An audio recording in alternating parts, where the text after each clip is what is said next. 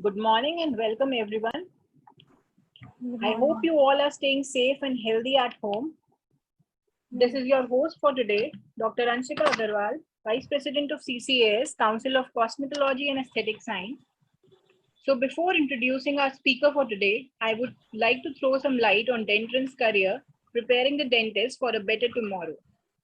Coming upon to the list of programs sponsored by Dentrends, they provide us webinars, PG certificate programs, fellowship programs, master programs, and PhD and research programs.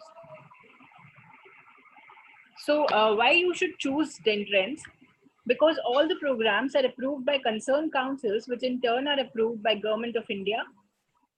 All the masters and PhD programs are approved by the councils and UGC, and all the above listed programs are in blended learning like online lectures, assignments, and offline hands-on session with a reach of your fingertips now with an official app. The programs are validated by universities in India and abroad so that after fellowships you can have a direct entry to the second year of masters. Plus, they are comparatively affordable and standard programs. List of councils which approve the programs include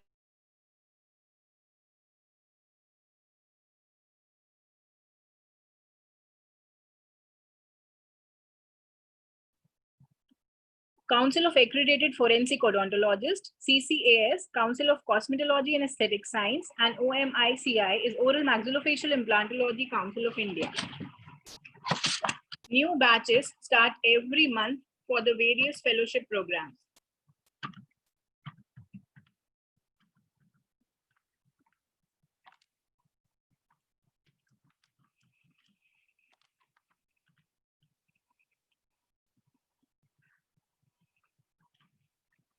How to get the e-certificate and webinar replay? For that, you have to stay till the end of the webinar and we will announce the very simple step to get your e-certificate and the webinar replay. So stay connected and enjoy the webinar till then. Today's webinar is sponsored by Dentrends and OMICI. The speaker with us, Dr. Arpit Sikri, with the topic of COVID-19 implications in dental practice, and myself, the host, Dr. Anshika Agarwal. Dr. Arpit Sikri, currently working as a senior lecturer in the Department of Prosthodontics, Santosh Dental College, ex-senior resident of Maulana Azad Institute of Dental Sciences, and the youngest dental surgeon of India to have completed his postgraduate diploma in hospital management. He has authored a book on oral pathology under Scientific MedTech Publishers. He has to his credit around 28 books under Lambert Academic Publishing, and he is on the panel of various national and international journals as the editorial board member. Apart from this, he is also an active reviewer for various journals. Thank you so much, sir. Over to you. Yeah, thank you so much, dear Dr. Anshika, for beautifully introducing me. And I would again like to welcome Dentrends for giving me a chance to come up with such topic on COVID, since we all know we have so many apprehensions and concerns. So on a very positive note, I'm just going to have amongst you a very interactive webinar session on the topic COVID-19 and what are the various implications in dental practice. So let me just share the screen.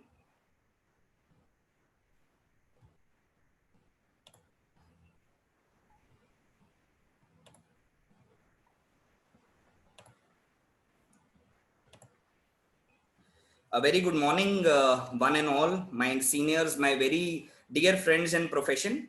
And this is a presentation on COVID-19, as I told you. So I'll be taking around 50 minutes to 1 hour to complete the presentation, and which would be followed by a question answer round. So looking forward for the same.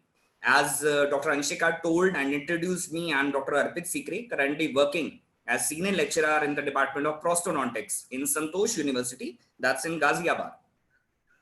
And a very warm welcome, greetings, rather I would say namaste to one and all, since we have changed our lifestyles. So now we greet in a manner which should look really nice, and it's always, the best is always namaste. So whenever I started with my presentations, I feel that Ma Saraswati, the power, the goddess of knowledge, has to be there once you are starting with anything. That is very auspicious, and taking her blessings. I always take her blessings before starting anything. So with my presentation on a very positive note, I'm taking the blessings of Ma Saraswati. Well, moving down the memory lane, if I talk about what in movies, we usually say it's a flashback. And if I take you 100 years back, what used to happen in 1918 or 1920? We had so many pandemics, and 100 years back, we had a pandemic known as Spanish flu. And this was followed by various pandemics in dentistry. Not only that, it was Asian flu, it was Hong Kong flu. So there were so many pandemics that came into picture, swine flu. And now we have another one, and that is coronavirus disease, COVID-19. So this is how we as dental professionals have been experiencing so many pandemics which have been, and we have really won over many situations. So I feel on a very positive note, we know how to win over the situations what are there with us in the current times. So there have been, emergencies of the endemics, epidemics, continuing with the pandemics that have been there, and later on there had been reduced transmission. So that is how the phase of pandemics has been going on, and it all went well. If I talk about, everything was falling into picture, everything was falling into place, and we were leading a very normal life, everything was going really well. But that was the fact till 2019, and the dawn of 2020 experienced an abstruse virus known as coronavirus disease, which by WHO, World Health Organization, came to be known as COVID-19. So it's a very simple single-stranded RNA virus. A very brief introduction I'll be giving you, and later I'll be turning up to the implications and the various treatment strategies. So it is known for its highly contagious nature. It is highly recombinant, but I'll call this virus a mysterious virus. We don't know till now what is the extent of damage. I feel it's a mysterious cryptical virus which we are experiencing these days. So it's known by so many names by various researchers who are actively researching upon this particular virus. And there have been 7 coronaviruses. The other 6, they are not much potent in causing much further ado damage. But yes, coronavirus came up to be very popular in that matter. And for this, my very dear friends, I am speaking on the topic today on COVID-19 and implications in the dental practice.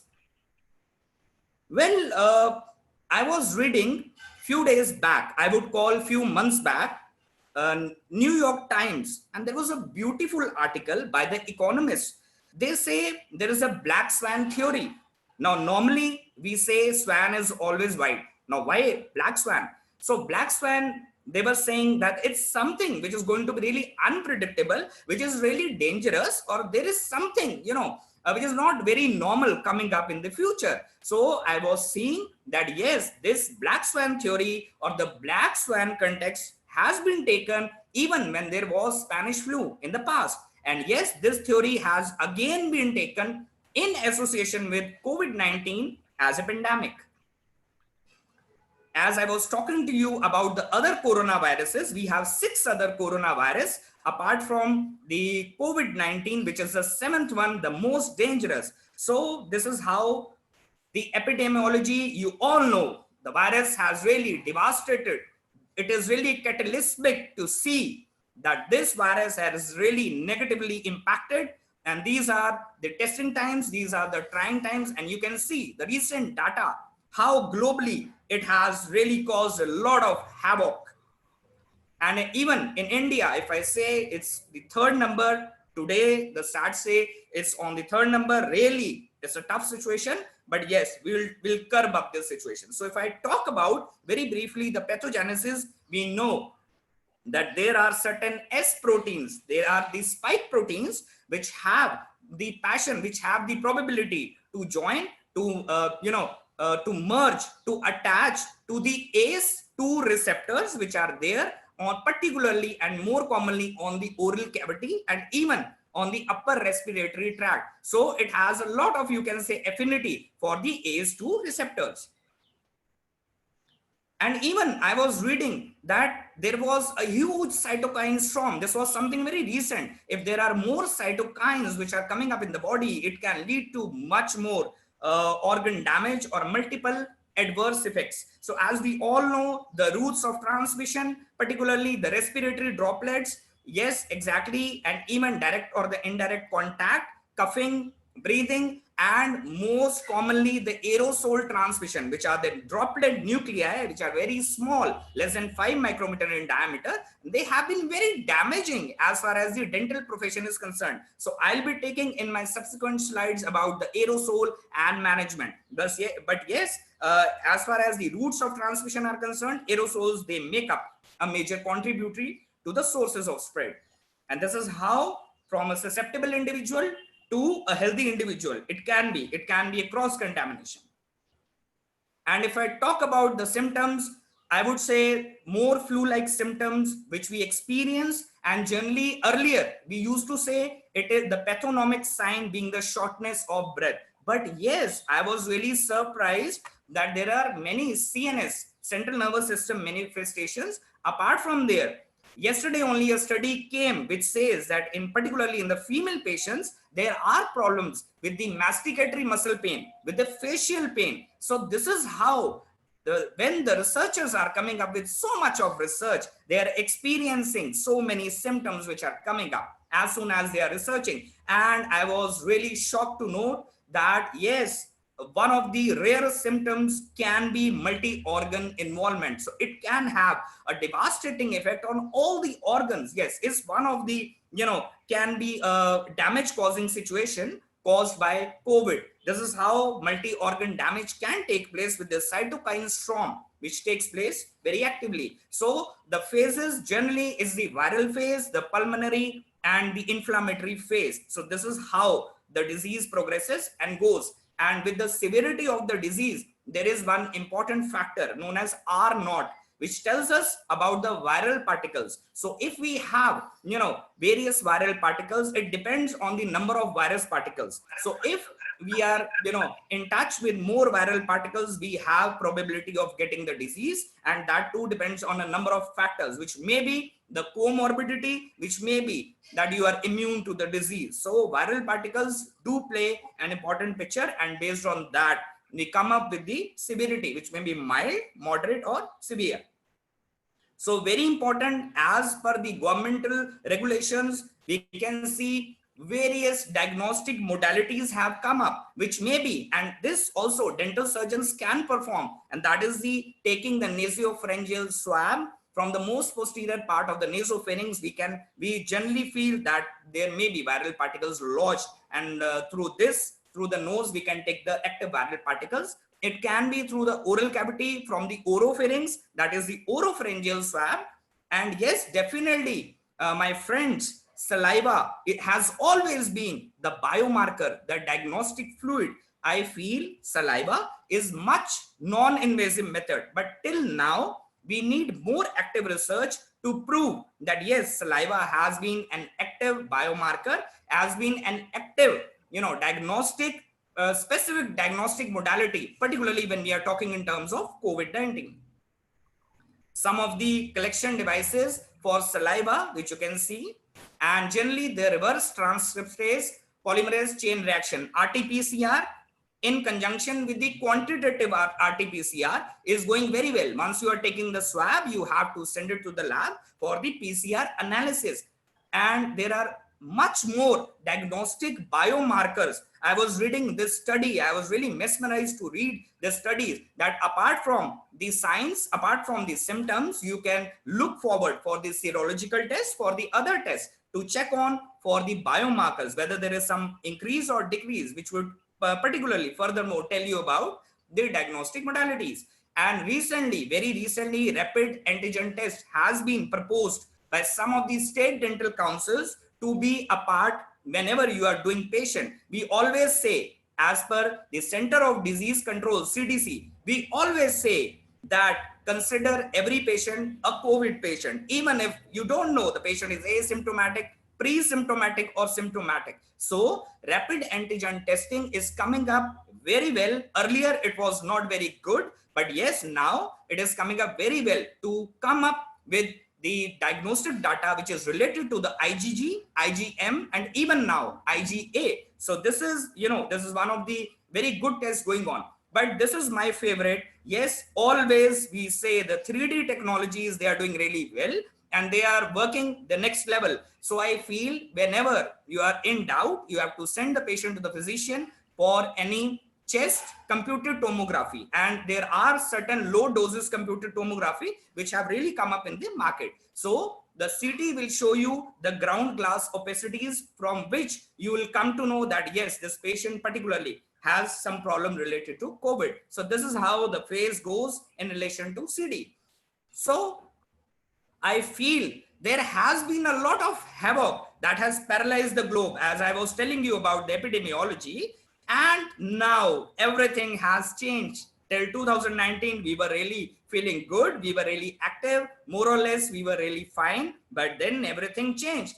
And now see how we have come up with the alternatives, whether it's the handshakes. We are doing namaste to everybody, not only India, but across the globe. We are, maintaining social distancing. We are following and giving due respect to the governmental authorities, to the higher authorities, by following even the cough or the respiratory etiquettes. So this is really going good. But I feel that after COVID-19, it's particularly for the couples that earlier we were made for each other, MADE, and now that we are doing all the household chores. So now we have become MAID, the household maids. We are now made for each other. So this is on a lighter note. I feel everything has changed, but some things never change in life. I remember respectable Mr. Anil Kapoor during my school times, college times. Now I'm a father of a daughter, and still this gentleman is the same. So I feel, yes, some things definitely don't change in life. But what about the impact in dentistry? I feel the impact being devastating has been really catastrophical. Now this catastrophe has really impacted. It's a vicious circle, and it has really impacted the dental practice from the past 3 to 4 months. And really, whether it's any challenge, you can say whether the implications are pertaining to the dental practices, it is pertaining to the patients, the academics, research, the ethics going on, the psychology, the psychological burden, and much more, the financial burden, the economical burden. So this is how, this disease, this uncertain disease, these are trying times, and how this is, really implicated us a lot. And definitely it's a big challenge to dental professionals, but I feel we are standing tall even in these trying times. So let's see. And I had so many questions in my mind when I was making this presentation. It took me around 2.5 months. I was sitting idle, and so many questions came up in my mind. When this will end, how this will end, what will occur, how this will occur. And the most important question was, what's next? This is the biggest question, which was really, I started scratching my head. What would happen the very next day? How it will end? And now, since this is a challenge, we are at the crossroads. So I feel, please, the positive motivation is don't run away from the problems. Earlier also, 100 years back, I was telling you, there have been so many pandemics in dentistry. So don't run away as a professional. Don't panic and don't exaggerate. No need to panic that this has happened. Then what? We can very well fight with this disease. And they say there is always light towards the other side of the tunnel. We have a positive ray of hope which is going on. So why not? Let's get started from not tomorrow, today, but now. Yes, that's more important. Until how long we would be like the lazy hippo? We would be sitting idle like this without work. This causes a lot of, psychological implications in the mind.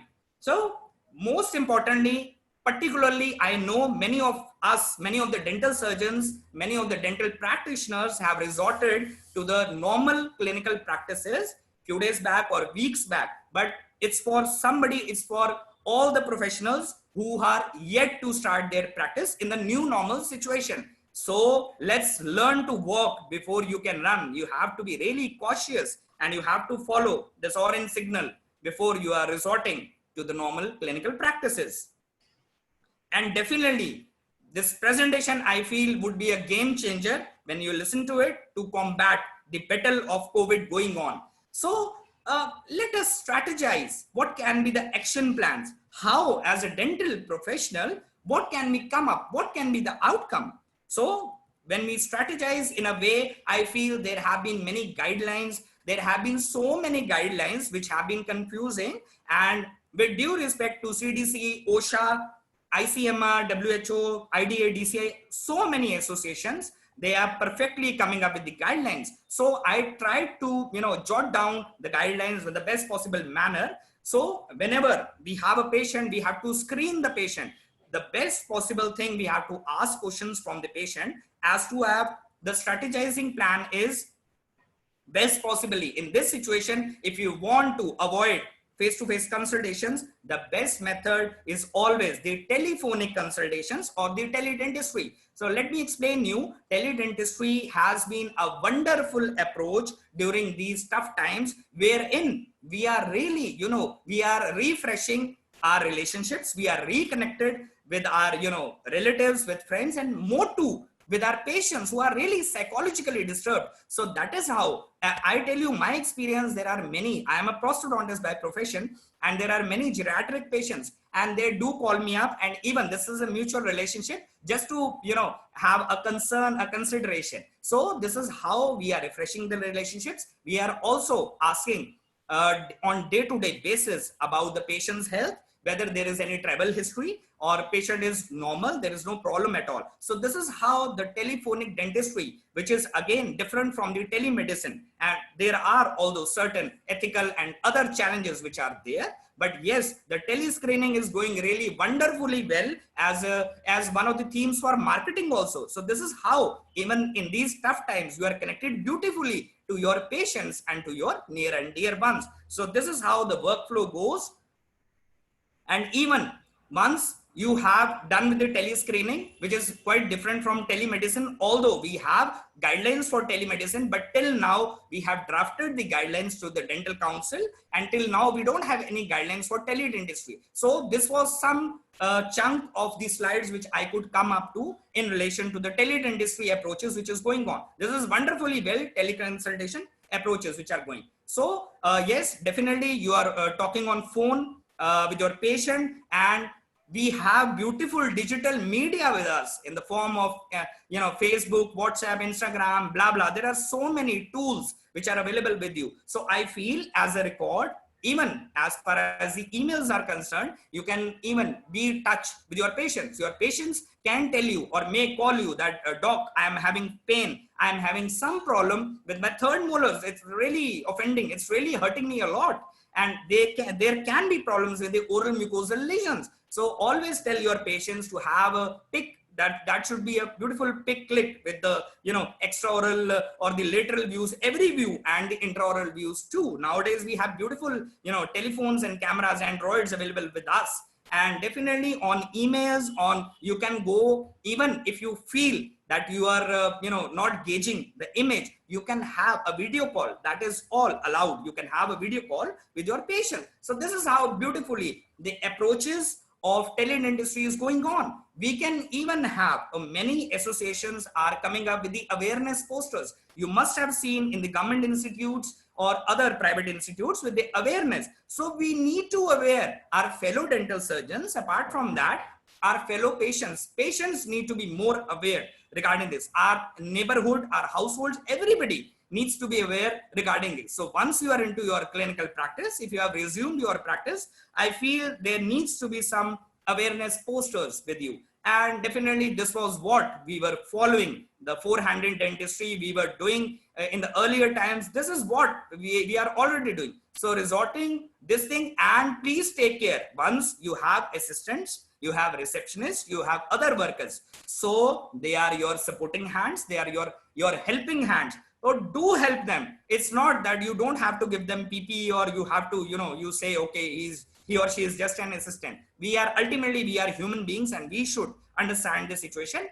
the situation is tough for everybody. So we should give due respect to the helping staff, the supporting staff, and this is what we have to strategize into three things. So we have to see that yes, patient has true emergency, or patient has urgency, or patient has the elective treatment, means the treatment which can be deferred today or in today's situation and can be taken up later on. So this is how we divide into emergency, the urgent, and the routine dental treatments. And based on that, this screening is beautifully done without the actual face-to-face consultations in this beautiful digital media. And this is how you can go on with this. So I feel the personal protective equipment, PPEs, this was what we used to study when we were dealing with the chapters on infection control. So I think there is nothing new we are reading in this. This is all we have been taught in the dental schools,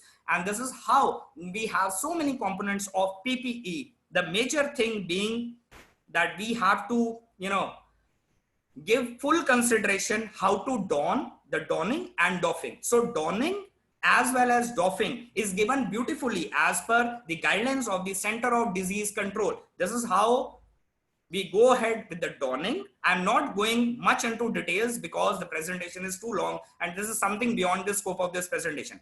And the doffing part, I feel doffing is much more difficult than the donning, but you have to take care while you are using the PPEs, and you need to be, you have to take up the PPEs and make sure that you are using judiciously the PPEs, because we are in this way, ethically, we are helping the medical professionals. So don't overuse, don't do, injustice to the PPEs in this way. I feel there should be some judicious. This was what we were doing. We had the PPEs, which were really, disposable, which were autoclavable as being, marketed by some individuals. And we have the disposable gowns, which we use. The face masks, they are coming up really great. If you see regularly Facebook, everything, you can see various forwards which are related to the face mask. And definitely the one of the most popular being the N95. If we talk about why 95, because it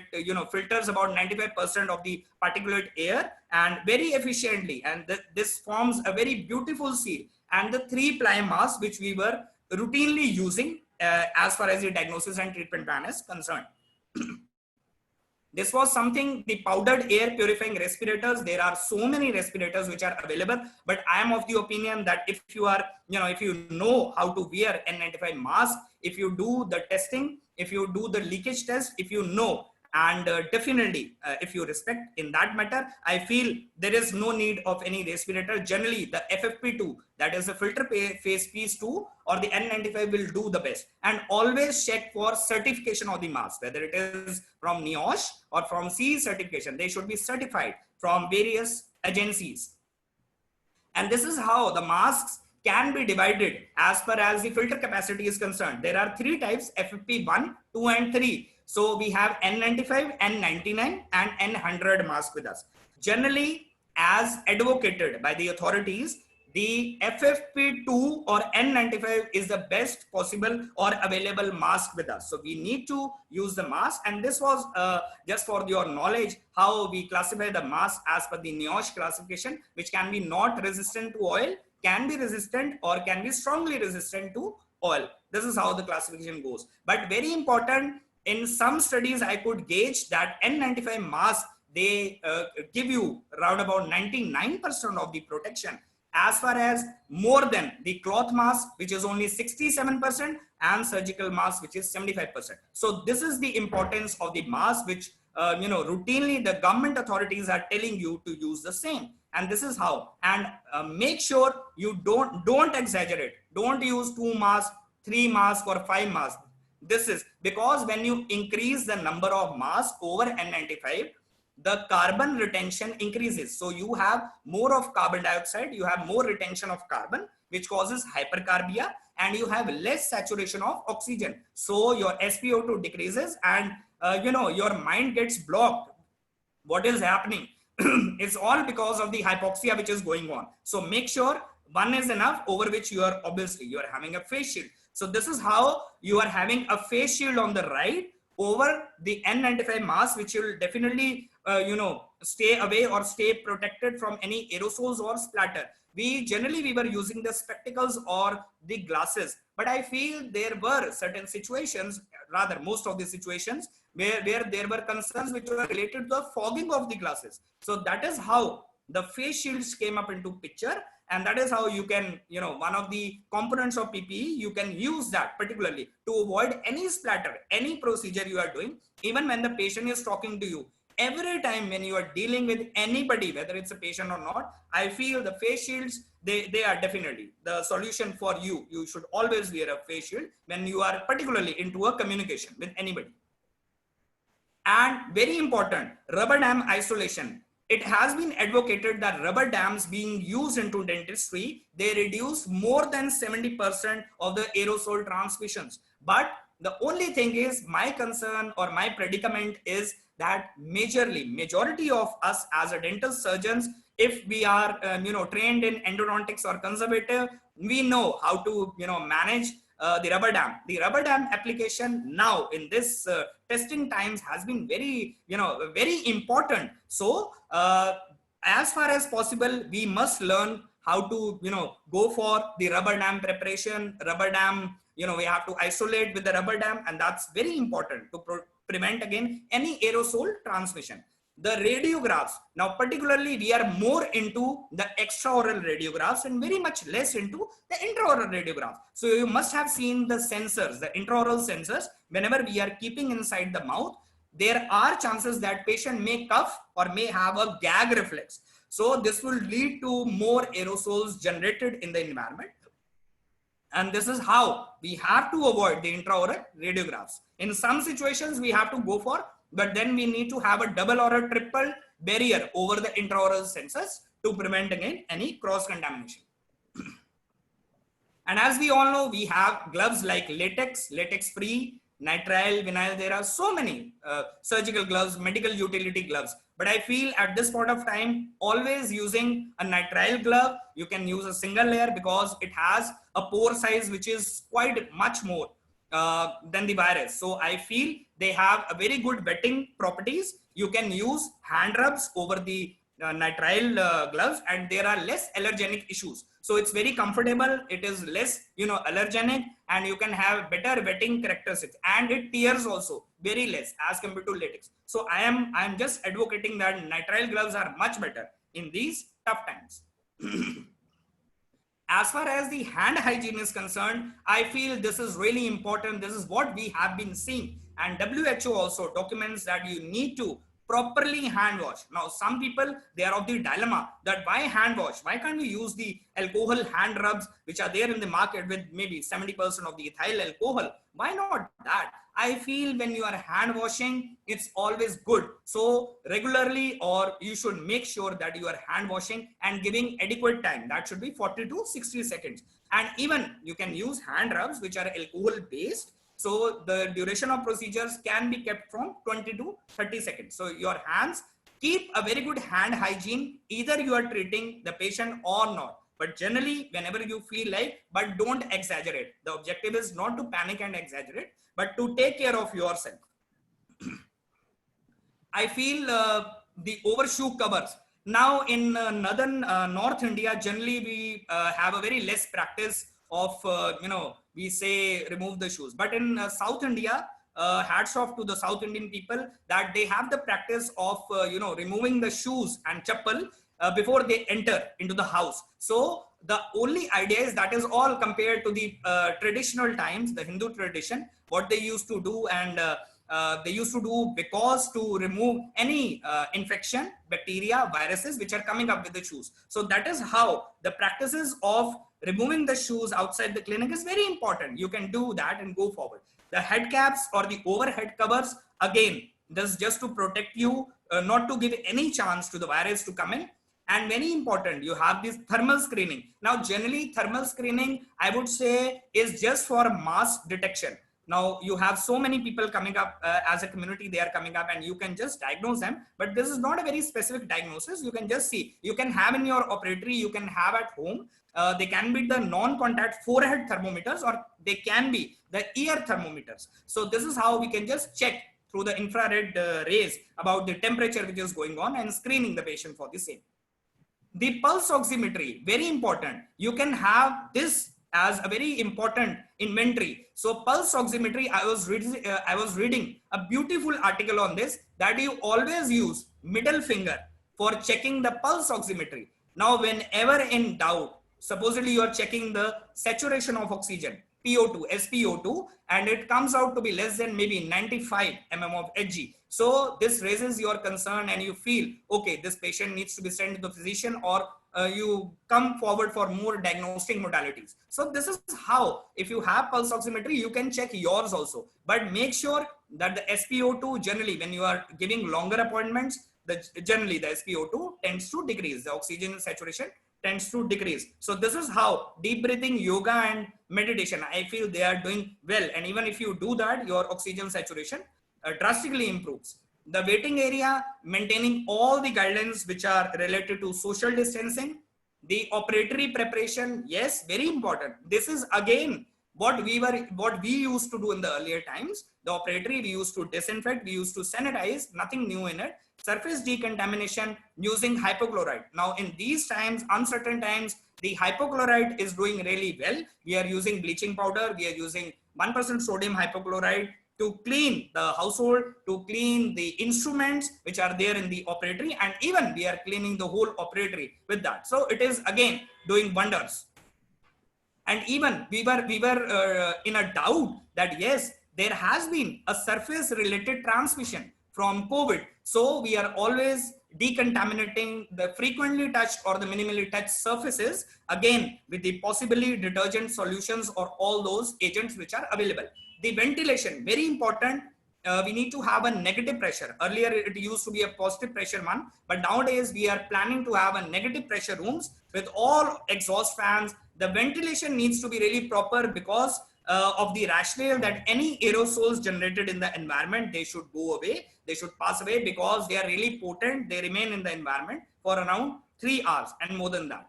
The air conditioners need to be switched off while you are doing any procedure. But if you have a positive, the negative pressure ventilation, you can do really well.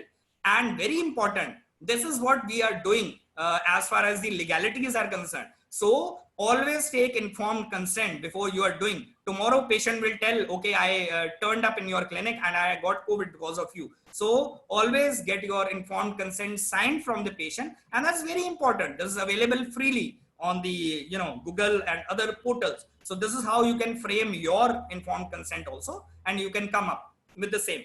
And getting pre-procedural mouth silences. So betadine or 2% povidone iodine is doing wonderfully well as far as reducing the viral load is concerned. So betadine is found to be virucidal. It does really well. Now, always tell the patient to go for a pre-procedural mouth rinse to reduce the viral particles in the mouth, to reduce the generation of aerosols. And yes, you can even use hydroxyl 1%, H2O2 and chlorhexidine. Although there are studies, but the evidence-based analysis is not much in this relation. So I'll be coming up with more. Till now, this is only evidence which is available that betadine is quite virucidal. We always talk about the high vacuum suction. Any aerosolized particles produced in the environment will be sucked in by the high vacuum suctions which are there. So yes, they are an important part.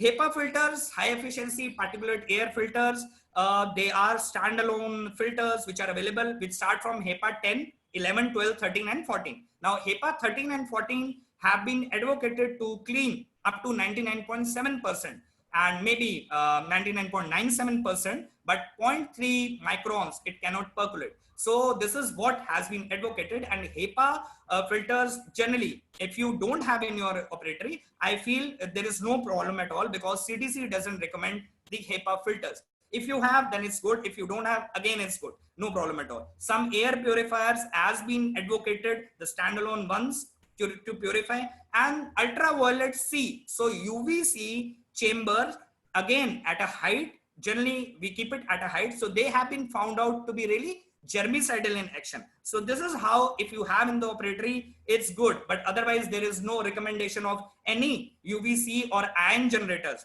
So you have the anion generators, which are really helpful in killing mostly bacteria, viruses, majorly all the viruses, but till now we don't have any study which can prove that it can kill the COVID virus. So this is something the researchers have hypothesized in relation to this. The EcoShield, the fogging and the fumigation which is going on in the clinics again is one of the methods for surface decontamination. So it's again a very important thing going on, and we are again in a dilemma what to use, micromotor, air rotor. But I feel that yes, it's all case based. Try, if it's an emergency, yes, you can go ahead. There has been a continuous battle going on with this, because generally from the air rotor we have so many aerosolized particles which are coming up, and generally we have electrical motors, so on which we can connect our contra-angle handpieces, the micromotors, to reduce probably the number of aerosolized particles.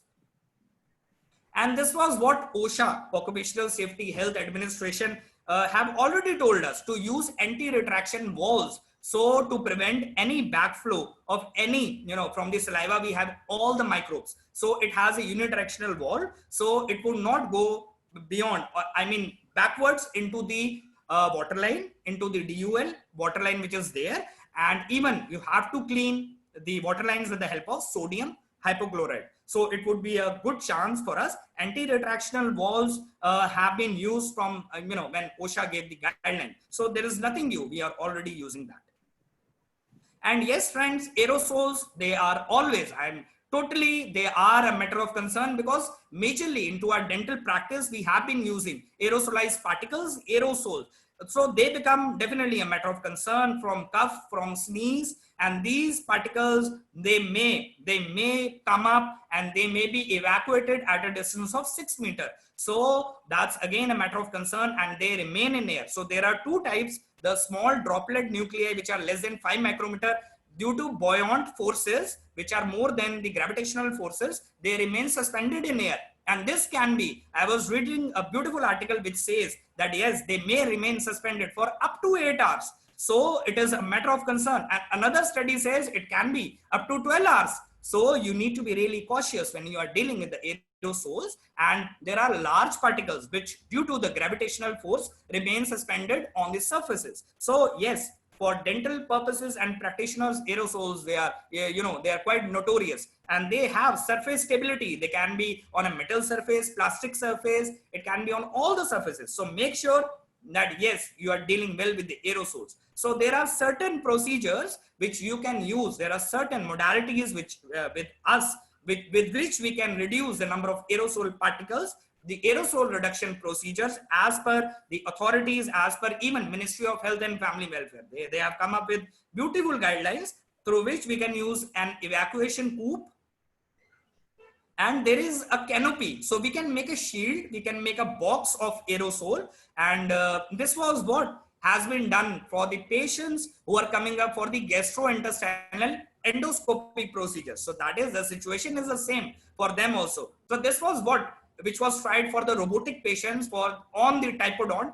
Are we able to come in this or not? So yes, we are successfully coming up with the aerosol boxes, and we can beautifully do that. We have a provision to do that. Now, there was a time when we used to say, okay, we are more towards the rotary instruments. And now we say, okay, till the time situation is in a dynamic situation. So let's see, it's no, particularly not for the emergency procedures, but yes, for the air rotor, for the ultrasonics, and even for the three-way syringes. So we are saying a complete no to it, and exceptions are the emergencies. As a moral duty, we have to treat the emergencies. And see how time changes. Now we have shifted from rotary to hand instrumentation. So wherever possible, we have tried our level best to go with the hand instrumentation, except for going with the rotary ones. So I feel, friends, following all the guidelines, please don't do this thing. You can see, if we are not a responsible national citizens, we are not responsible at all, see how we can be a risk factor for our patients, for our fellow colleagues, for our fellow dental professional. So as a professional, ethically and morally, it's our duty to definitely treat our patients with a good morale, with a positivity, with full faith, and following the guidelines which I have talked. And I feel that yes, all of us dental professionals, they are the best. It's a wonderful profession and we are working in an interdisciplinary approach. Now, majorly the professionals who are doing general practices, they are also doing well in particularly, and those who are totally a specialist into that, they are also doing well. So I have again, in my subsequent slides, I have come up with what all dental surgeons, even if they are specialists or they are general practitioners, what is the horizon, what all practices or what is the array of specialization they are doing. So it's always a teamwork. I feel it's never, it's always we, it's never me. So with this positive intention, let's take up what all departments are doing. I really salute the Department of Oral Medicine and Radiology, because probably Sir William Osler once told that never treat a stranger. You should know what your patient is. And if you don't know, what are you treating? So diagnosis, as far as my teachers used to tell me, if you are perfect in your diagnosis, you are wonderful, you are very successful dental practitioner. So it all starts. They say first impression is the last impression. So first impression is always what the oral medicine people are giving. And I'm really saluting them, because they are the, I can say they are the first line warriors. They are just like soldiers in a battle. So they are diagnosing beautifully. They are diagnosing even in these testing times, the cases which are coming up to us in a specialization, or maybe in your own operatory, you are specializing the oral medicine using CBCT scans and other possible things. So always make sure using disposable PMT sets. Now you are diagnosing, and definitely you have to majorly the studies, they do quote that try to use a disposable PMT, probe, mirror and tweezer. And majorly, as I was telling you about the teledentistry, so the stress, the burden is so high, the psychological stress is so much that some patients, they do come up with the aphthous ulceration. And this is how some patients have the psyche that if I'll come up to the dental operatory, I'll be getting COVID. So this is not like that. You have to reassure the patient. And even if you are reassuring on the telephone, that's also good. Even if you want to avoid any face-to-face consultations, you want to gather all data through the video calls or what all I told you through telescreening, it's really good. It's highly appreciable. You can write the medicine there and then. You can probably tell the topical ointment there and then. And there have been incidences of oral submucous fibrosis because of the COVID. There has been more overexpression of the ACE2 receptors, and this has led to production of more fibroblasts. And this has again led to the fibrogenesis and ultimately oral submucous fibrosis, which has led to limited mouth opening. So this is how these people, they are really good in diagnosing the OSMF.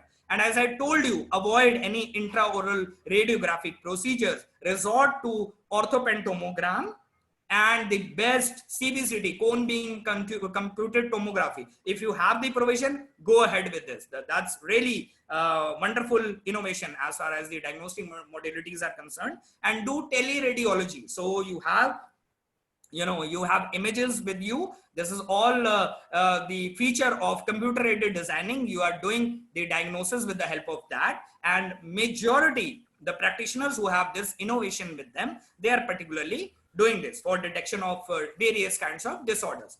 And conservative dentistry endodontics. My father, Dr. Vimal Sikri, a renowned name globally in the profession, is related to the field of conservative dentistry and endodontics. So from the past 2.5 months, he has been really helping me a lot. Thank you so much, Dad. He has been really helping me. And he has been regularly, I was seeing messages from the others on WhatsApp about good morning, good afternoon. But yes, I feel from Dad, I was getting messages which were related to positive effects of COVID. And I really learned a lot. I really salutations to you, Dad, for this. And even my very sweet wife, I can't forget her. Obviously, she is also an endodontist. So I had a real brainstorming yesterday with her about the endodontics. And I salute the endodontists for being the frontline warriors. they have been doing work. Even if we have been, out of work, the endodontists and conservative dentistry people, they have been the frontline warriors, and they have been beautifully treating the emergencies. So my salutations to the endodontists who are doing really well. And this is how they have been coming across the emergency, urgency, and probably the elective procedures. With this, I feel many patients may have called you that, sir or doctor, we have pain, and you have diagnosed it to be symptomatic irreversible pulpitis. So definitely, when I was talking to my wife, Dr. Jyotsna Sikri, she is doing really well in endodontics as far as the practice of endodontics is concerned. So I was, asking various things, the abscesses, cellulitis, what all patients have been referred to oral surgery, and how do we manage? So beautifully they are managing the cases, beautifully they are treating the emergencies, they are doing teledentistry in a wonderful manner. They are treating the pain, and I think they are getting so many blessings from the patient by giving them acetaminophen, ibuprofen, these steroids, and various other antibiotics augmentin. So this is somewhat like they are doing to treat the management, to treat the emergencies which are there. And definitely the pharmacological management is going really well. So yesterday only I came across an article which says that yes, steroids are probably, they are doing very well, although it has various adverse effects. But I feel that yes, steroids are doing wonderfully well. And somebody, forwarded me a message which says that if you take a lemon drop, lemon juice is also doing really well to increase your immunity. Well, that's something out of the this endo. So definitely researchers are coming up to say that when we are giving anticholinergic drugs, we have problems with siluria, or we have more salivation. Just to decrease the aerosolized particles in environment, the anticholinergic drugs can help us. Apart from that, patients generally, there are many patients who are psychologically, who have to be reassured because they are in that financial burden, the psychological burden. And I feel to treat the analgesia of these patients, whether it's an adult patient or it's the child patient. So generally we are recommending paracetamol, and there are certain research articles which say that it's good to go with acetaminophen better over the paracetamol. But there is no further, there is a evidence-based analysis in form of systematic review and meta-analysis has not come up yet. So with this, I feel this is really still uncertain, but yes, patients with the help of pharmacological management are treated very well with the endodontic guys. So it's a real pleasure to be with them. And then the rubber dam application, I already told you the rubber dam application, we need to learn. I obviously will learn from my father and my wife. And definitely, once I learn, I'll tell you how to do that. Probably that's on a lighter note. So rubber dam application, it's always, that goes well and reduces 70% of the aerosolized particles. And particularly my wife is using, and she's an expert in microscopic endodontics. So this is how they are using a polycarbonate shield to avoid any direct face-to-face contact with the patient. This is how they are doing wonderfully well with a dental operating microscope, improvising on the accuracy of the endodontic procedures in these tough times. So my wife is also doing well there, or she had done cases which are involved with dental operating microscope to avoid any aerosolized transmissions. And another, oral and maxillofacial surgeons, again a salute to them. Even they have been doing very well. We say they are, whether it was pre-COVID, it was COVID, they are doing wonderfully well. As far as they have been the first line warriors, I feel they have been the true soldiers in a battle. They are working in solidarity, and particularly they are treating the trauma cases so well. So again, I feel a salutations to the oral and maxillofacial surgery people. They are doing really well. And this is how the tele-dentistry, tele-screening, this is how it is going. Patient is again arriving to the oral surgery. And particularly when we talk about the trauma centers, that's really going well, even if you are practicing. So make sure you are using all the universal precautions with you. And there have been incidences of domestic violence and abuse. So there are many patients who are coming up into the traumatic stage, and generally they are having issues. So I feel it's a duty of the dental surgeon to ask the cause of injury. The domestic violence and abuse is going in these psychological burden, it's all related to the psychological effects. So I feel that domestic violence, which is going into, I feel we can be a psychological counselor. We are doing multitasking. Why not? We need to counsel the patient psychologically. So that is also, again, we need to counsel these patients. And yes, we are resuscitating medical emergencies also. As a practitioner, I feel if you can save your patient's life, nothing more than that. I salute that person who can save a patient life. And we as dental surgeons, I remember in my PG times, I was doing the course on basic life support, BLS support. And this was how we were doing, I was even actively involved in the advanced cardiac life support system also. So ACLS, BLS and PLS, various courses I did in my PG times, which was really mandatory for us being a prosthodontist. But today I feel that I am really confident I can manage any emergency. That is how, touch wood. So I feel resuscitation, particularly the oral surgery, it's not only the duty of oral surgery people to, treat the medical emergencies. Emergencies don't come to with the name of the specialization.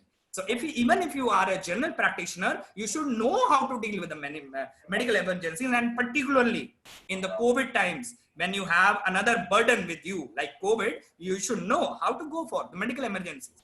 And even various specialists in oral surgery who are involved actively with the oncology, with the various cancers which are involved and associated with the head and neck region, and various skull-based surgeries. So this is how they are going very conservatively with the surgeries.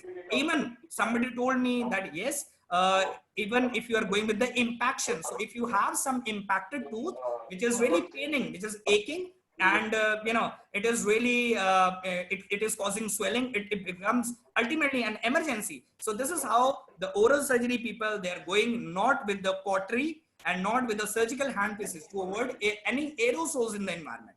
They are going very well, very conservatively, very smoothly, very gently, very atraumatically with the blade, with the surgical incision, and they are doing with the chisel and mallet. This was how I was in touch with some of my friends last week, and beautifully, they are doing a wonderful job to treat traumas and even to manage cases who have oral cancers. So this is how they are doing wonderfully. They are psychologically reassuring the patients who have cancers, who have oral cancers. And this is how they are coming up and seeing the pre-malignant lesions through teledentistry. They are diagnosing, particularly who are specializing in the field of oncology. They are doing really well with this, I feel. And keeping in view the oral hygiene instructions, that has also been gone good. With that, they are reassuring the patient. And the Department of Prosthodontics, it is again good. I'm a prosthodontist and implantologist by profession, and I feel that we are taking good care of the geriatric individuals. I really feel good when any patient, generally I am in love. I would say I am in love with my old patients. I really love to talk to the old patients. I try to reassure them to the best possible extent, and even there are young patients too. So definitely we are trying to reassure in this tough times who are coming up, and particularly I feel much of the reassurance needs to be given. Much of the motivation needs to be given to the older patients, to the older group, to the older strata of the society, to the geriatric individuals, so that they can come out of this burden. And some individuals, they are having some problems with the comorbidities which are associated. So try to counsel your patient, and that way the patients, they love you like anything. So this is how being prosthodontist, even if we are out of work, maybe just on a lighter note, we are trying to reassure the patient. So generally the urgencies in prosthodontics are not much. It can be repair of the dentures. Many of the patients who came up to me with repair that our denture is not fitting, or there may be some minor adjustments which are required in the denture, and it can be abutment screw loosening or something related to the implant, so we can just tighten it up. It becomes an emergency because this is an emergency without pain, and if the patient can't eat food, I feel this is again an emergency with you. So this is how we are going, really well with this. And definitely it's a team approach, because you are taking care of the patient, and more so you are taking care of the lab personnel. So this is how the lab disinfection protocols need to be taken into account whenever you are dealing with a patient. and beautiful technology of digital impressions. So recently we had official book launch, which was one of its own kinds. Last week only, we have written, me, my wife, and Dr. Aditya, we have written a book on digital prosthodontics, in which I have really, talked about the various advantages of digital impression. And really, they are savior in this point of time. If you have provision of the intraoral impressions, intraoral scans, it's really good. Otherwise, go with the conventional impressions, but make sure you are using spraying disinfectants, you are dipping in, you are using sodium hypo, whatever, isopropyl alcohol, any other various disinfectants what you are using. So this is how it all goes. You can use Cytex, Bisopropyl, any disinfectant you can use, and you can probably do well with this. So removal process is nothing new. I feel not much of an emergency, but yes, if your patients have had dentures which were made in the pre-COVID times, I feel they can't eat food. Why not? We should help them to eat food, and by fabricating wonderful dentures. The fixed prosthodontics, I feel that yes, try to avoid as far as possible the aerosolized transmissions, and if not, then you can go for the anti-retraction handpieces with all those things what I have already told you. But please use the universal precautions in doing so. The implant placement, go for virtual panning, go for very slow speed drilling. So whenever you are doing implants at a torque of maybe 1200 RPM, maybe 1000 or 1200, you need to reduce the speed of drilling so as to avoid any scatter into the environment. The maxillofacial patients, they are quite into the psychological trauma. I feel they should be, it's our moral duty. Why not to call them and try to fabricate a prosthesis? They are already under the psyche of this trauma. They are psychologically traumatized, and with this COVID coming up, they are more traumatized. So I feel it's the duty of the prosthodontists whenever they are fabricating the maxillofacial prosthesis to go ahead with this. The lab protocols need to be followed very well. I feel whenever you are giving the impressions, try to use a digital media or digital platform. You can use a lab authorization form with which you communicate with your lab in the best possible manner, and don't try to create any cross contamination vice versa from the lab to data surgeon or vice versa. So it's very important using digital media, using, even if you are writing in on a piece of paper, use a separate polythene bag with this, and this is how you can disinfect. So Department of Orthodontics, my elder brother is an orthodontist, Dr. Ankit Sikri. He is very active as far as the Indian Orthodontic Society is concerned, and he is really doing well. So 2-3 days back, we had a lovely session. We had a brainstorming, and I asked him that, what are you doing? Why are you doing orthodontics? What kind of patients you are treating? So again, salute to the orthodontist people. They are also doing really well. And this is how they are preparing the appointment workflow. I feel you are going to any orthodontist, they have the regular appointments of every 21 days. So I feel this point of time has been really tense time. This has been a trying time for them too. So they have also used the universal precautions, and beautifully, my brother is doing lovely under PPE using all universal precautions. He is doing very well in orthodontics, and he is doing teleorthodontics. So he told me that this is how, when we are doing telescreen, this is how he is doing on video calls. He has been very interactive with his patients. So this is how it all goes. You have to be take in due consideration of your patient's psyche, and they are already stressed. So this is how it all goes about the teleorthodontics. The clear aligners, I feel this point of time, they are doing really well because there are no such adjustments required with the appliances, with the fixed orthodontics, because probably the patients can come up saying that my wire is impinging. Okay, you can tell, probably you take a chewing gum and keep it wherever it is impinging you, or maybe you can use a nail cutter, nail clipper. So you can just, trim that particular cutting wire. So clear aligners at this point of time, they're not impinging, they're doing really well. And even if I talk about the Invisalign, so everything, this is doing really well in this particular point of time. And there was one beautiful terminology, emoji dentistry. We are very active on WhatsApp, and we are using all those emojis. So now, in particularly in orthodontics, this is my brother told me that we are using emojis to, gauge the expressions of the patients. Are they fine, or they are, they have some problems associated?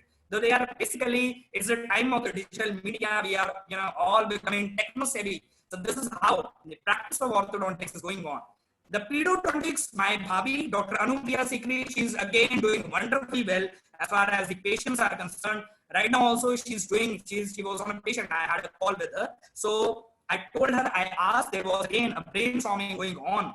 And this was how they are treating, particularly when I talk about the traumas, the traumatic injuries. Again, at home, there are more chances of traumatic injuries. So this is how they're beautifully doing telephonic consultations of the patients. They are reassuring. The most common thing is this point of time is a burden for everybody. And when you are having such traumatic injuries with you, the best possible thing is, whether irrespective, you are a dental professional, and you please reassure your patients that don't worry, everything will fall into place one day. Don't worry at all. But for that, you need to be mentally strong. More than that, although yes, obviously, if you are, then only you can probably motivate your patient. So this is how you need to reassure the traumas, giving telephonic advices, what has happened to what, using cold milk, you can keep either it's avulsion, either it's laceration, so many traumatic injuries. I won't be going much into detail because it would take me Monday to speak on traumas and traumatic dentistry. So this is how, again, telephonic dentistry becomes a boon, particularly for these patients. And this is how we are triaging for the surgeries, for treatments, for various plans. And we are also guiding our pediatric patients to go for various oral hygiene instructions with the help of varnishes, with the help of silver diamine fluoride, again, which is an active, agent as far as the oral hygiene strategies are concerned. So this is how we are probably using more hand instruments, and this is how we are motivating our patients to take care of the oral cavity. Not only that, we are also, as a pediatric dental surgeon, they are also telling the various, the parents of the child to make sure of the oral prophylaxis. And this is, since it's a burden, I feel the behavior management protocols or strategies need to be taken into account. Don't be really furious with your patient.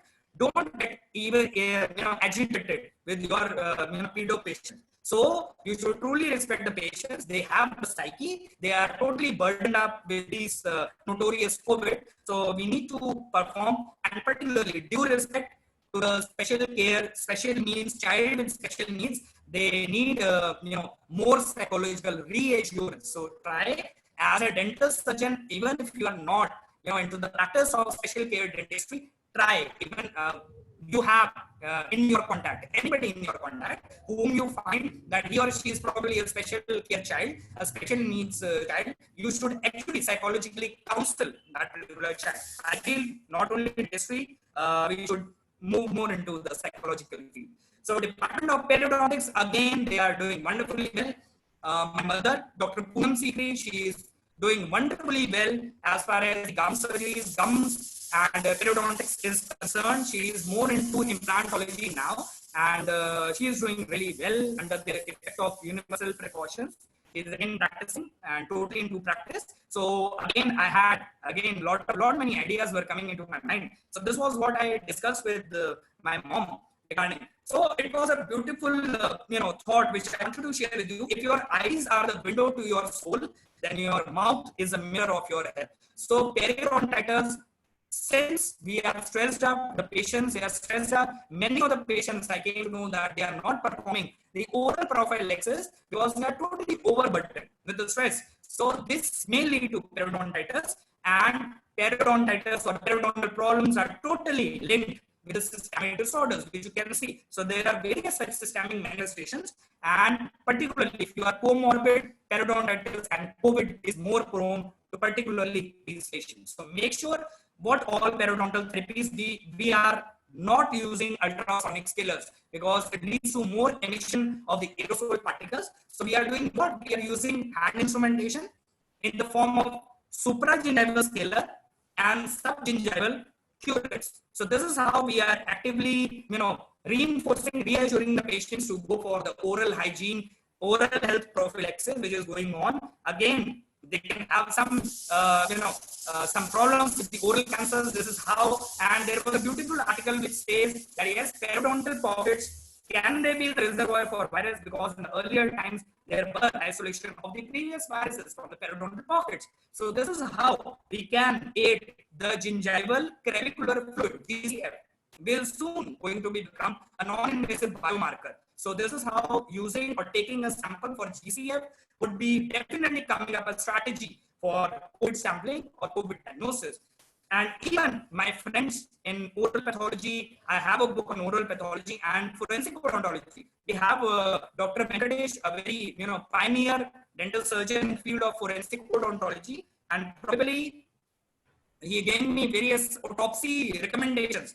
So this part of time, one needs to use all the universal precautions, and I feel make a teamwork with a forensic pathologist. And the best thing would be to go for DNA identification. We are truly, working the forensic odontologist. This was probably the only article which I could find in relation to the forensics. So another one is the Department of Public Health Dentistry. They are again doing well as far as the tobacco control is concerned. Now, tobacco has a definitive relationship as far as the COVID is concerned, because tobacco, whether smoked or smokeless, is associated with the upregulation of the ACE2 receptors, and this can lead to more affinity or proneness to the COVID infection. So, guys, very important, particularly my dear friends in public health industry, they are using the tobacco cessation strategies. They are creating positive awareness, doing e-counseling, they are doing telephonic consultations to curb the disastrous effects of tobacco so that it doesn't come up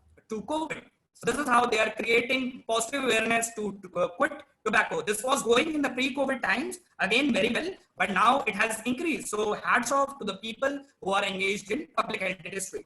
And yes, we are totally, as practitioners, we are doing multitasking. We are a practitioner, we are handling the patients, we are handling the academics as dental education, we are handling the research, we are handling the psyche of the patient. And I feel, yes, we have a very broad horizon. We are doing really well, and we are doing wonderfully well. Let me assure you. So as dental surgeons, nobody can say I am out of work.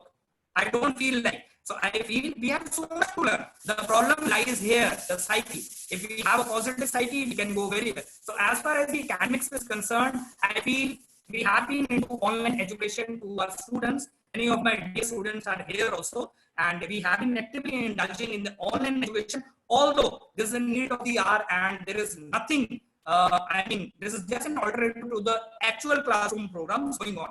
So even we are going with the hands-off, not hands-on, but hands-off live demonstrations to the online teaching program, the virtual classroom programs, and we have had now we are resorting to more virtual conferences and CD programs. So this is how, thanks to Dentrance, team of Dentrance, due to this digital media, see how we are actively connected to the online portal.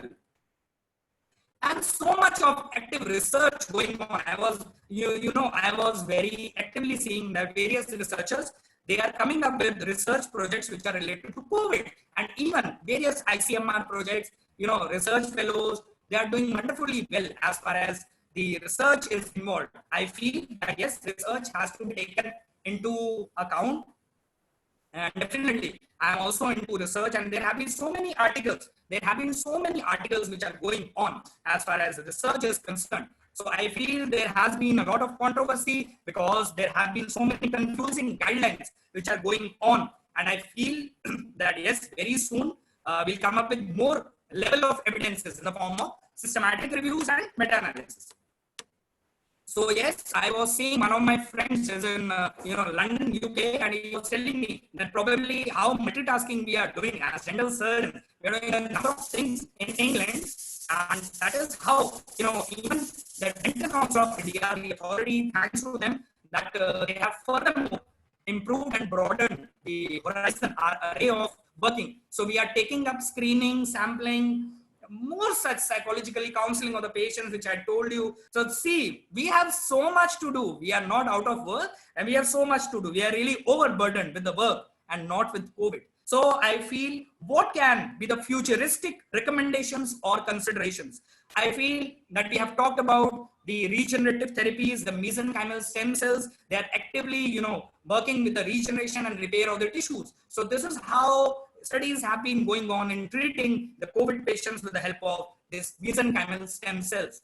The artificial intelligence is doing wonderfully well. In my book also, I have mentioned about the artificial intelligence and the subcategorization of that. So machine learning, artificial intelligence is one such strategy which would definitely help us out in procuring the records of the patients, or and to maybe to help them out with the plasma therapy and motivating the patient. There are so many things by which the artificial intelligence and robotic dentistry is doing. So this is how we can identify, we can diagnose wonderfully well with the help of schemes which are related to artificial intelligence and machine learning. There have been strategies with which we can use the additive manufacturing approach, with which we are fabricating. Supposedly we are out of stock in respect to the face shields. Very beautifully we can additively design and we can manufacture the face shields with the help of the 3D printing magical technology which is there with us. So that is how the CAD CAM and printing technologies are doing wonderfully well even in these tough times.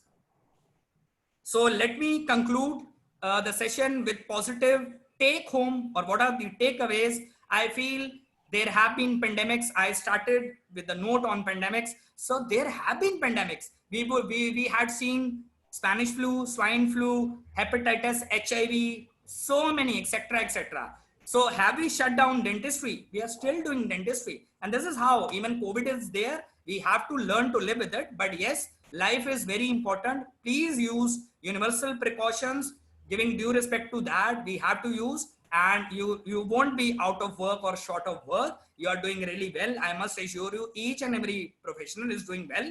Take appropriate precautions and please practice the new normal concept of dentistry, which is the slow dentistry concept. So it's not like from the past 3 months you were out of work, and past 3 months you didn't have any patient with you. So it doesn't mean that you have to just run away and you have to be very fast with it.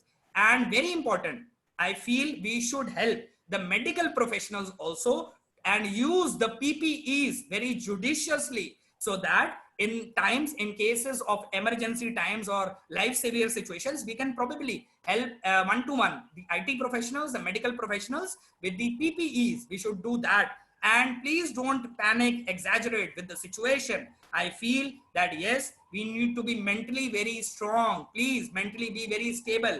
Reassure your patient. If you reassure, you recommend them, you restart, definitely patients would be very happy. For this, as a professional, as a dental surgeon, we have to be mentally more than physically strong.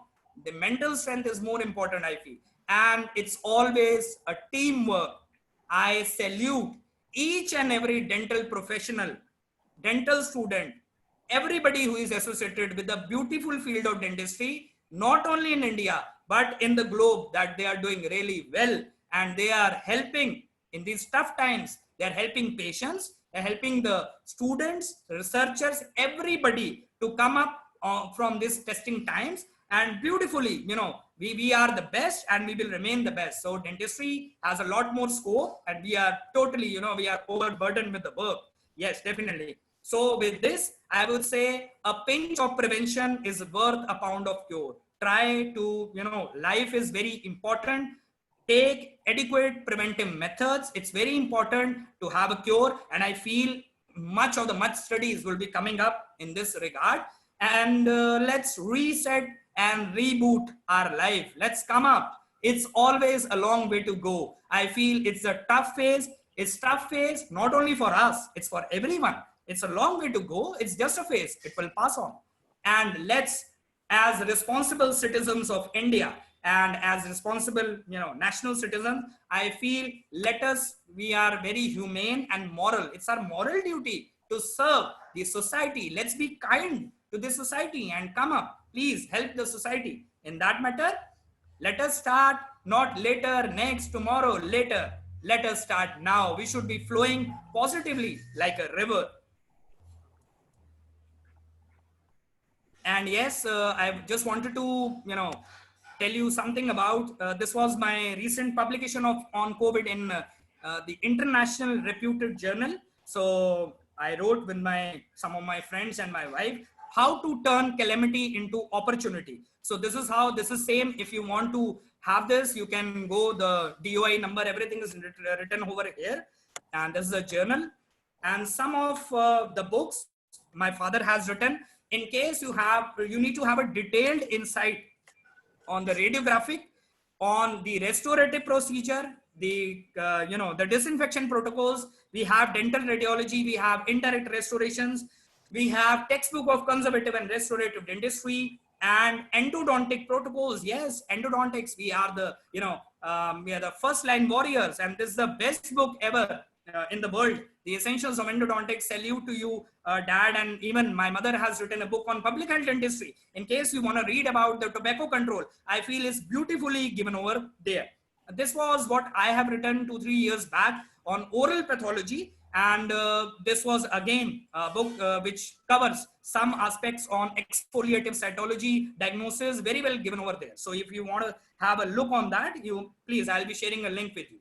And last but not the least, I feel I didn't on this Saturday, I feel many of you must be having off, and I feel I could do some justice to my presentation. I tried to create some positivity in relation to COVID-19 and dental professionals. So I feel you're not feeling this after listening to my presentation, and I could do something. Well, before saying thanks to my lovely dear participants here, I would really humbly acknowledge, appreciate my very sweet and dear seniors, Dr. Venkatesh sir, Nisha ma'am, all my members of the councils who are here, my very dear Dr. Anshika for introducing me, and the whole team of Dentrance Careers Unlimited, Dentrance Studios, the Council, Oral Maxillofacial Implantology Council of India, which has been recently approved by the Government of India, and me as I have recently taken over as a General Secretary for that.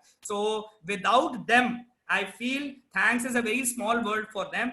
For them, I feel that yes, they have done wonderfully well in organizing this beautiful this thing, for being the media partner for me, and thank you so much. It's all because it was actually not possible without them to speak on this platform. And to each and every one of you, all my dental professionals who are either listening to me here, or they are listening to me, maybe tomorrow they'll be listening to me offline.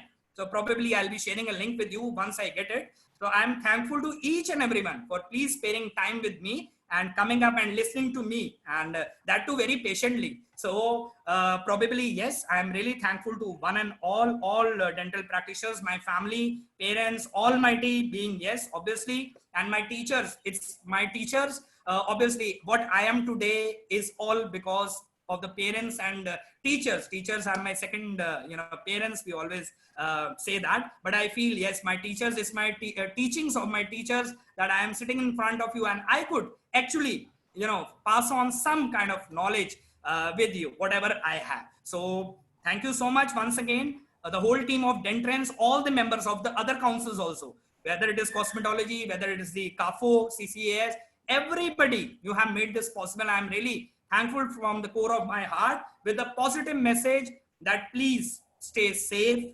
stronger together. We are one in solidarity, and we as dental professionals, please be very positive.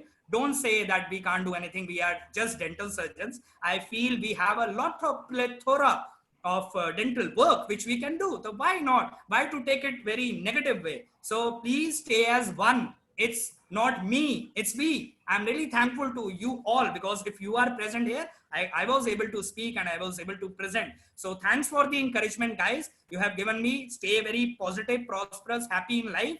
Thank you so much. And this is my contact. In case you want to give any inputs, you have any criticism, most welcome with anything. I must have, I tried to, cover the broadest of the broad horizon, whatever we have in relation to COVID. So till yesterday night, whatever I could try to come, and even in today in the morning, I was reading. So in case you feel, you can connect me on email ID, you can connect me on WhatsApp, you can connect me on Facebook, whatever you feel like, and will be most happy to receive not only appreciations, obviously you love to receive the appreciations, but yes, more than that, if you have some inputs, please, I'll be really, my humble regards to anybody who can come up with some positive inputs. And I definitely assure you that I won't let anybody down, and I'll come up with more such improvements. Thank you so much. Thank you once again, one and all. Thank you so much, and namaste. Thank you. Thank you so much, sir, for the power-packed session and for making us aware of the current situation and possible outcomes that we can acquire to tackle the pandemic in our dental practice. It was a really informative session, sir, and I hope practicing these, what you have just told, will benefit each and every one of us. So coming upon to the how to get e-certificate and webinar replay, for that, you have to log into Dentrance career web portal, courses.dentrance.com. Register yourself there and you will get the access in 24 to 48 hours of the replay and the e-certificate too in 24 to 48 hours. Thank you everyone and stay safe. Yeah, thank you, Dr. Anshika. Are there any questions so that I can take up? Yeah, any queries, any questions? Please, anybody has any query, I am seeing the chat box. So very quickly, I can take up the question answer round if all Dr. Anshika permits me. So I can take up that. Yeah, sir, sure. Sure. So thank you so much, Dr. Sumansh Gupta. I am hurriedly taking names for the appreciations. Dr. Simar Sethi, Dr. Priya Manikandan, Dr. Sania, Dr. Navroop, yes, thank you for Dr. Gomati Dakshina, Dr. Avez Digu. I tried to create positivity. I tried my level best. My very dear Dr. Sajid Hussain, sir, always, sir, you are always there. I really appreciate you a lot. You are just like an elder brother to me, and looking forward to meet you soon, sir. Thank you. Yamini Gar, thanks. Thank you very much. Dr. Kanchana Raju, thank you. Dr. Divya Goyal, again, Dr. Priya Manikandan, thank you so much.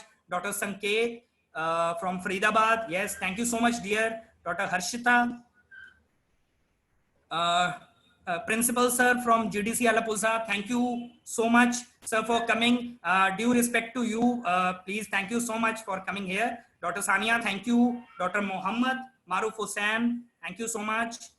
Dr. Ayush Varshne, Dr. Abhishek Pandey, and obviously Dr. Pragati, Dr. Dhruv Gupta, thank you, dears. Dr. Rimpal Gupta, Dr. Abhishek Pandey, Dr. Ashu Goyal, Dr. Pranav Gupta, thank you so much. And Dr. Deepthi has been asking about Adappa, about the recorded video. So Dr. Deepthi, very soon I'll be getting a link, or maybe Dr. Venkatesh or Dr. Anshika can tell you in a better way. But if I have, definitely I'll be sending that soon, very soon. So thank you, Dr. Sumansh, once again for the appreciation. Dr. PC Tyagi, thank you, sir. Dr. Sudhanshu Gupta, yeah. So any recommendations by you between removing PPE kit and entering home? Okay, Dr. Sudhanshu, this is a wonderful question. And I feel, yes, I was talking about the donning and doffing. So I feel the most risky situation with us is doffing. So one needs to be really sure whenever you are going with the doffing. There are two things. One is, are you using a disposable PPE? And one is, are you using an autoclavable PPE? So I feel till now manufacturers are recommending autoclavable PPEs also, but I feel that yes, the the disposable PPEs are going very well. So you can go number one with that. So whenever you are doffing the PPE, make sure before entering, you have the hand rubs with you, proper hand washing. That's again very important. In between, when you are removing the gloves, when you are removing mask, again and again, you have to go with the hand washing. Hand hygiene needs to be really good. And number two, I feel when you are entering home, so probably you can tell your guardian or something like that to arrange some lukewarm water with you with some salt in it, I feel, and some sodium hypo, slightly with some Dettol, a mixture of that. Even this is what I have been doing that. So that is probably my experience, what I'm sharing with you. So very slight, very dilute form of all these disinfectants. And probably you are dipping your clothes in Dettol. That's more important. You're dipping, you are separating out probably for a total day. And yes, have a bath, have a shower, have a bath with the, proper washing. And then probably you can again use a hand rub and you can go forward. Nothing. I feel, yes. And most important is believe in God. Don't worry. You are doing a wonderful work, sir. And I feel that don't worry. It's all, we are doing a wonderful job. We are doing our duty very well. So nothing like that. I feel believe in God. That's a positive motivation what I can give you. And hope that suffices my answer. Dr. Sajid, once again, thank you. Dr. Hemant Gadge, very dear. Thank you for this. Dr. Meenu Singla, thank you so much, ma'am. Dr. Gomati Dakshina is coming up. How much time interval should be given between hand washing? Well, if you are doing a proper hand washing, first of all, I feel don't panic and don't exaggerate. That is what my motto of my presentation is. I feel you are appropriately when you are doing hand washing for 40 to 60 seconds. You take it 60 seconds and for 1 minute, properly follow, first of all, the WHO protocols for hand washing. So there are certain missed out, features, missed on anatomical parts of the hand. So you have to give that we say the palm to palm or, hand to hand, whatever we were doing and we have learned in our, classes. So this is how you have to properly first, it's not the time, it's the technique what you are following that matters a lot. So Dr. Gomati, I feel that technique is very important. The time is number 2. Time of 40 to 60 seconds is very important. If you are giving appropriate time, I feel for 1 hour without doing anything, at least for 2 hours, I feel I have an evidence. I'm sorry, I haven't presented here.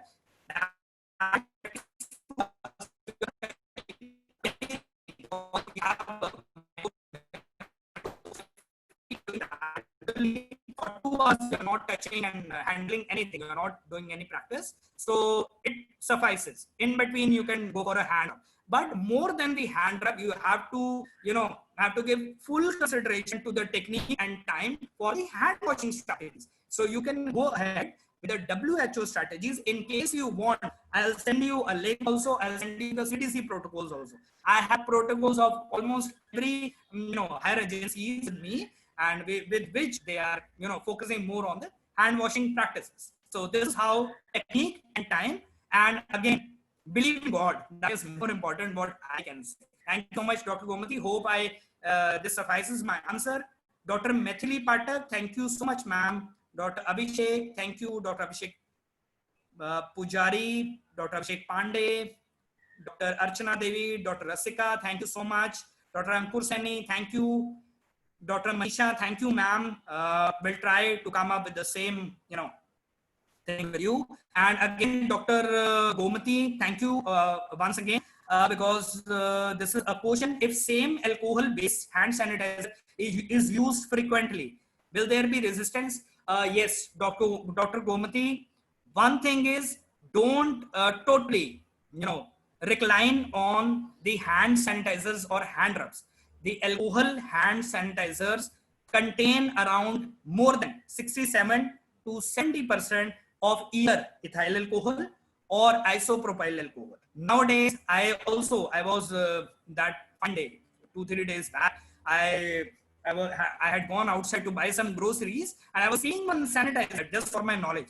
So it had ethyl alcohol in 80% concentration, and it had around chlorhexidine gluconate, this bioguanide, which was in a concentration of 0.2%. So I feel repeatedly, Dr. Gomi, if you are using the hand sanitizer, probably I was in total touch of the dermatologists. They say probably exaggerated use of the hand sanitizers will lead to more skin problems in times to come. So there have been problems with the skin rashes. Don't go for it. Yes, there will be resistance as per Journal of American Medical Association. I'll be sharing an article with you, JAMA. So Journal of American Medical Association also says that's the same sanitizer with so much of concentration you're using over the period of time. Yes, there is definitive resistance, but Why to have such resistance? Go for hand sanitizer, rely more on the hand washing practices and less on the hand sanitizer, and probably using that particular concentration, I feel there would be no skin issues which are related. So thank you so much, Dr. Gomati. I hope this suffices my answer. Dr. Deepati Adappa, thank you. Dr. Anshika has already told you, everyone here, to register for the e-certificate. Thank you so much for coming. Dr. Simar Sethi, what to select for registration? It shows many options. So I feel Dr. Simar, this probably Dr. Anshika can tell you in a better way. There is a link by Entrance Career, so you can probably click on that link. And if you still feel any difficulty, you can contact the committee. So webinar replays, okay. Dr. Sudhanshu, okay. Okay. Dr. Abhishek Pandey, sir, what is the gap between the two patients we have to take to settle the aerosols? Well, Dr. Abhishek, it's a good question. I feel, first of all, practice slow dentistry. Why to give appointment to two patients? In case you have some emergencies which are unavoidable, in case you feel you can't avoid them, yes, there needs to be some gap, because we say a 2-hour gap is very much needed. But in those 2-hour gaps, the study says that yes, you have to go for active sanitization inside your dental operatory, and you have to change the PPE, and probably always see to it, if your PPE is not soiled, don't change your PPE. You can use the same PPE, but yes, if it is soiled, you have to probably change the PPE. So this is what I was telling you about the judicious use of PPE, number one. Number second, as far as you are talking about the aerosols, see, it's a very vague statement given by the researchers. They say maybe the aerosols remain for half a day. So for 12 hours, you have aerosols which are suspended in air. How can you be so sure? So probably try, if you can avoid the appointment, if you can reduce the aerosolized particles with that best period of time, try to practice slow dentistry. And if not, if it is unavoidable, I feel yes, probably you can use all the aerosolized reduction protocols, which I have already told you. So definitely you can go with that. And if you can avoid any such practice, you can avoid that. But if you have to use that, and another thing what I feel is that yes, you can use hydrogen peroxide fumigator with that.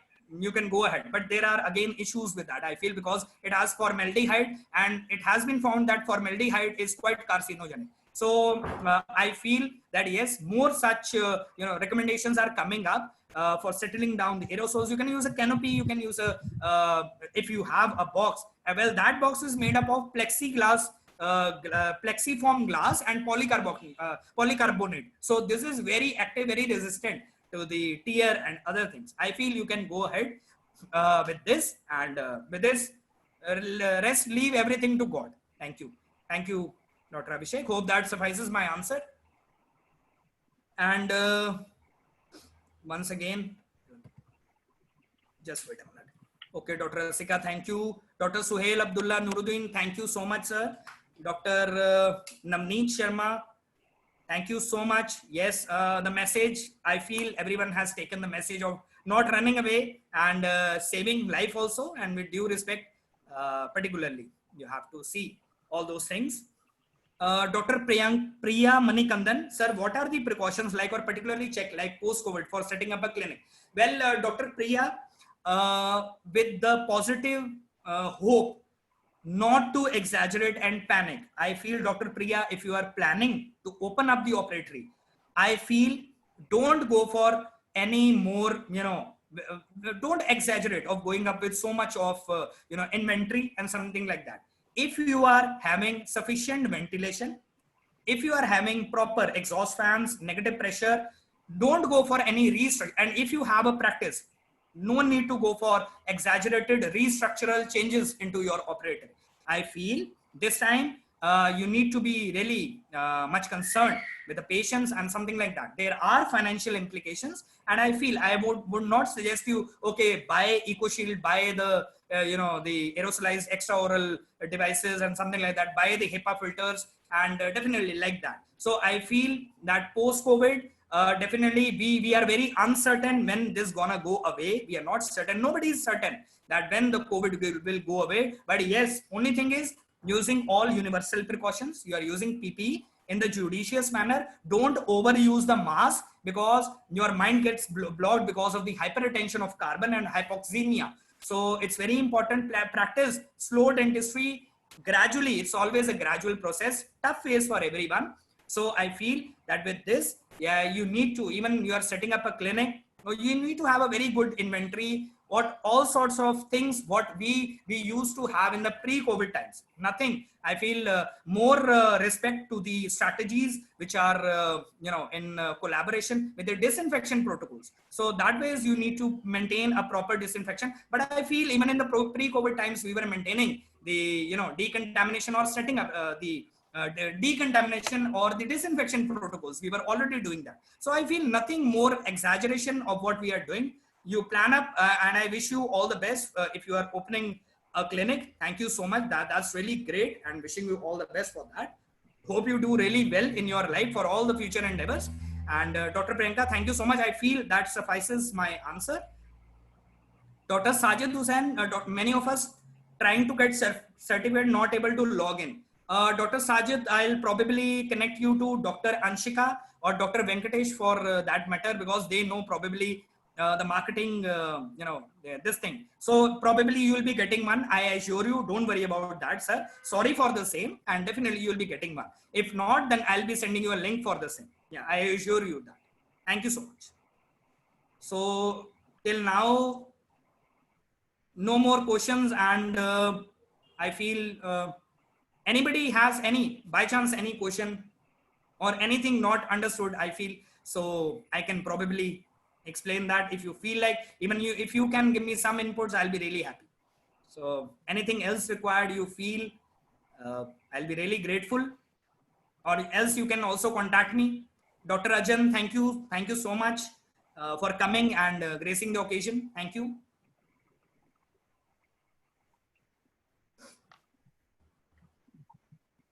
Well, I feel there are no more questions, and I feel I have addressed everybody's questions and appreciations. Okay, so Dr. Sajid, we have in the chat box, you can see.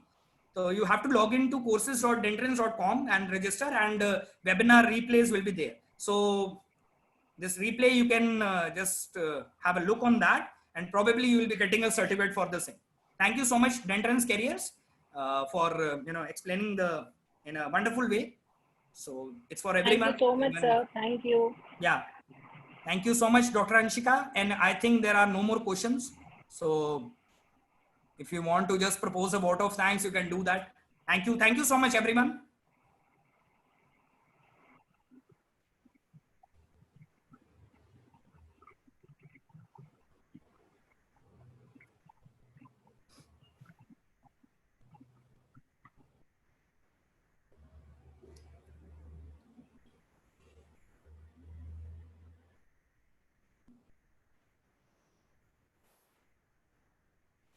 Dr. Rimpal Gupta is not able to log in. So probably, please, anybody of you can help Dr. Rimpal to do that, please. It would be so nice of you from the Dentrance Careers Committee.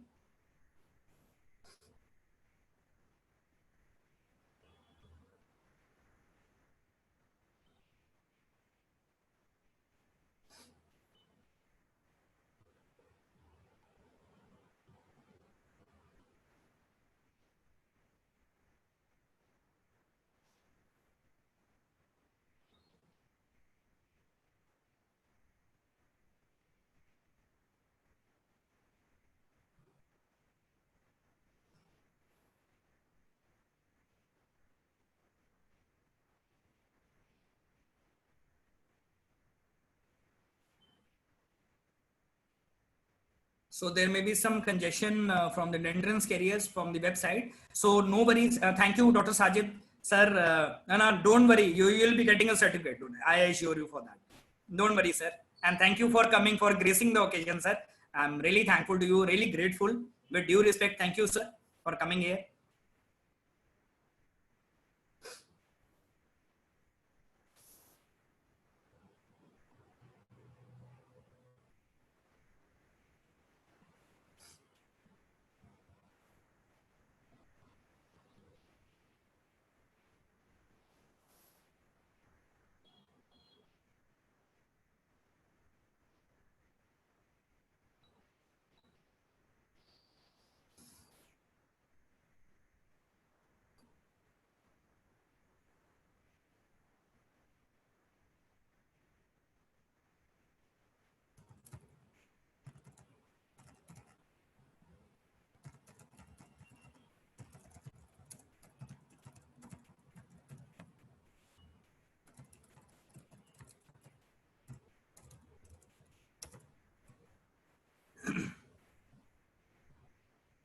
Okay, Dr. Empel has a question. Sir, I learned a lot from the session how artificial intelligence plays an important role in endo. Okay, Dr. Empel, artificial intelligence, as you all know, is the need of the hour, and probably the 3D, I feel the dimensions are increasing. Now probably we'll be going to 4D, 5D or something like that. So as far as endo is concerned, the endodontics totally and truly, I feel, that's my take on that, depends on the definitive diagnostic modalities. So we have beautiful diagnostic modalities. In fact, with the help of artificial intelligence, that is the 3D endodontics, where we use a term augmented reality. So more so the virtuality reality is turning up to augmented reality, in which you have a real time situation. You are doing a patient, and whatever you are doing, maybe through microscoping endodontics or whatever you are doing, so you have the augmented reality. You are seeing that particular thing on the patient properly, the real time situation. Even when you are doing endodontics, when you are doing RCTs, something like that you are doing, so probably during that situation, it no more becomes the blind procedure. You are totally seeing the apex, everything, with the help of artificial intelligence. Plus that, initially when you are having the record of the patient through teleradiology, you have proper length of the canal, everything. So this is how precisely I would say that, Dr. Dimple, that definitely the diagnosis, the modalities are taking up to, there is a word known as haptic stimulation. So this is what I am telling you about, the real time situation or the real tracking of the diagnosis, what is going on, that is quite accurate, because artificial intelligence documents that they are the most accurate up till now. So using all those modalities, I feel that first, the diagnosis, that is the 3D endodontic diagnosis, is going well. Secondly, whatever treatment plan you have made, again, it's good.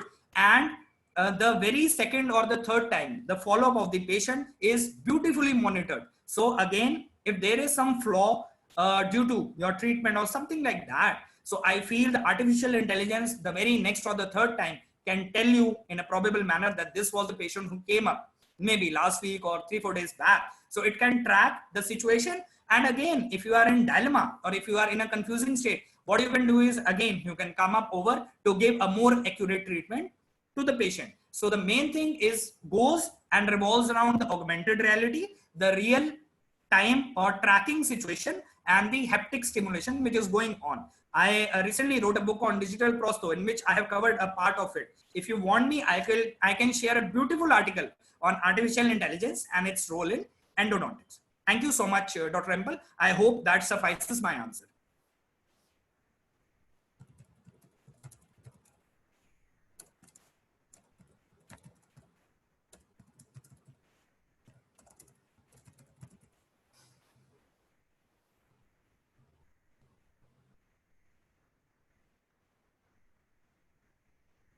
Thank you, Dr. Empel. Yeah. Any more questions? I'm really thankful to, I'm just, thankful to my very dear friends out here, dear participants. It's all because of you. You have graced the occasion. Humble regards to you. Thank you.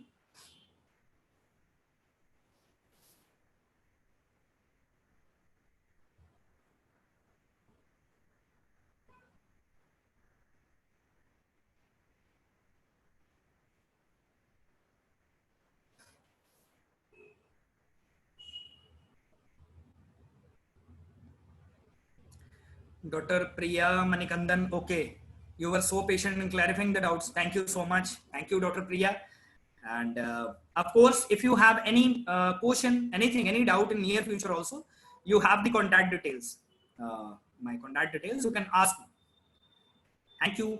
Dr. Anshika, are you here? Yeah, Dr. Empel, okay. I'll just send you that article, okay? Artificial intelligence in endodontics. Sure, ma'am. Sure, I'll be sending you that. Dr. Anshika, if you are here, or anybody from Dentrance, to please, if you want to propose a vote of thanks, most welcome.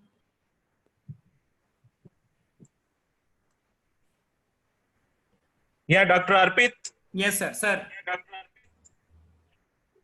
It was wonderful lecture. I want to do the replay also.